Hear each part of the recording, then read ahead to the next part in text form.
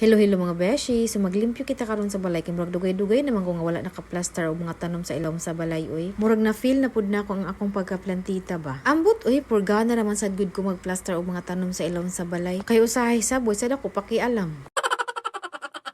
Yes, tinuod gyud na gyud mga panahon nga di taganahan mo liho. Pero sa tinud anay dako biya kay ikatabang ang mga tanom sa atong balay. Aside sa maghatag sila og beauty, mag-absorb pag yun na sila og carbon dioxide. Unya of course, mag-release po na sila og oxygen. In short, air purifier na sila. Mao na yung nakit plastado na, pero before that, mauni ang hitsura. Gubot kaayo no, kabalo ba mo nga apektado pod ang atong buot? Depende sa atong palibot. Mao nang plastado og limpyo gyud dapat, kaso usahay binasa na ay mga baby. Isud gyud. So anam-anam mo nato ni una to pagplaster ang yang cage. Kisa-isahon na nato kay kung atong isipon nga daghan kaayo ang nagkagubot, maglabad ang atong ulo. Mas stress tag samot. So magmap na po dayon ta pagkahuman na tog silhi. Medyo paspasan lang nato ang atong lihok kay para di ta maabsan sa pagmata sa ato anak. Unya na human namang sala magbutang na tag trapo. So no diri na pud ta sa kusina magplaster sa mga plato kay human naman nahugasan. So ingana ko magtrabaho anam-anam para dili kayo bugat. Unya magsuroy na ta diri sa gawas kay mangita tag tanom nga pwede nato masulod.